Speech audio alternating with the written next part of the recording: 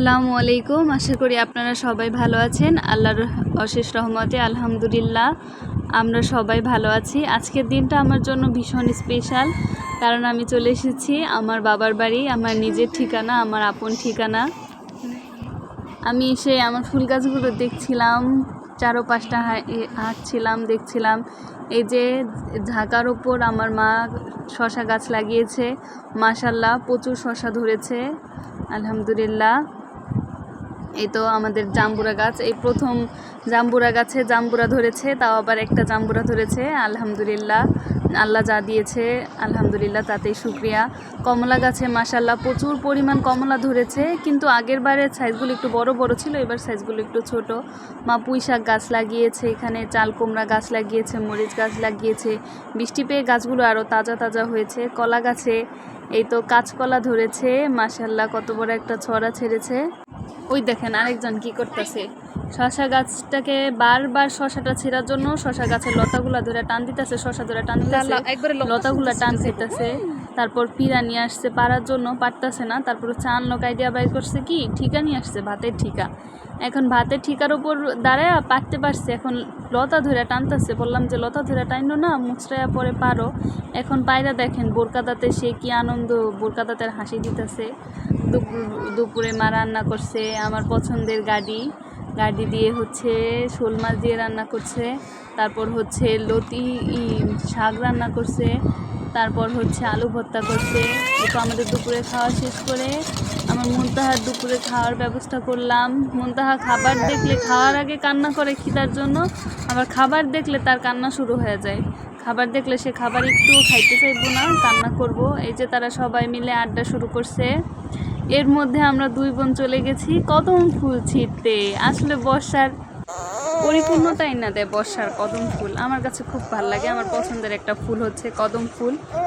কদম ফুল ছিলতেছিলাম, আমার মনে মনে চিন্তা করতেছিলাম পানিতে আবার যদি জোক থাকে, জোকে যদি ধরে, জোকেরও ভয়।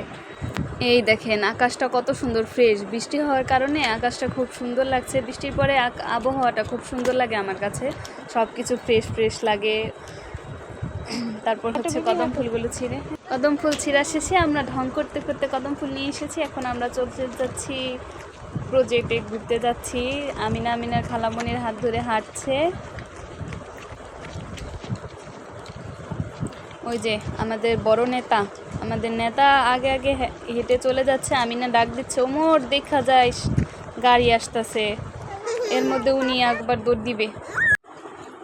হাঁটতে হাঁটতে আমরা চলে এলাম আমাদের শৈশবের সেই স্মৃতি বিরাজমান, সেই 32 নং আকশা সরকারি প্রাথমিক বিদ্যালয়।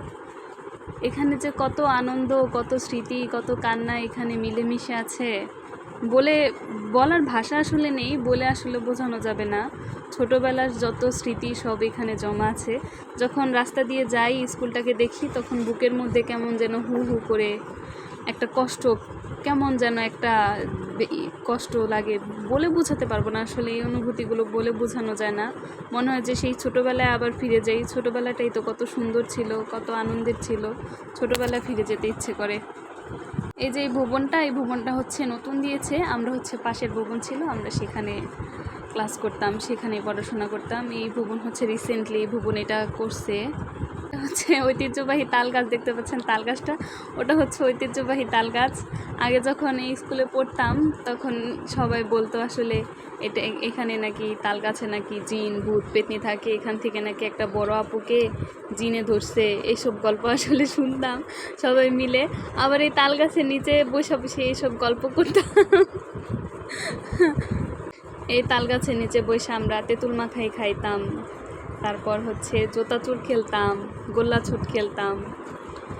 এটা আমরা চলে এসেছি প্রজেক্ট দেখতে আসছি। আমিনা ওমরের পিছে পিছে দৌড় দিচ্ছে। ওমর যেদিকে যাবে আমিনাও সেদিকেই যাবে। আবার দুইজন মিলে ঝগড়া করবে, মামা ভাগ্নি গলায় গলায় খাতির, আবার গলায় গলায় ঝগড়া করতেও 2 মিনিট সময় নিবে না। এই তো দেখুন কি সুন্দর লাগছে।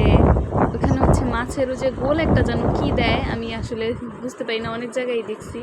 তারপর হচ্ছে মা বড়া ভেজেছে, বুট রান্না করছে আমাদের খাওয়ার জন্য। আমরা সেগুলো এখন মাখাবো সবাই একসাথে, পরিবারের সবাইকে নিয়ে একসাথে বসে খাওয়ার মজাই আলাদা। তার উপর গাছের টাটকা টাটকা শসা দিয়ে আমরা মুড়ি মাখিয়ে খাচ্ছি। দেখুন মামা ভাগ্নে দুজন ঝগড়া করছে।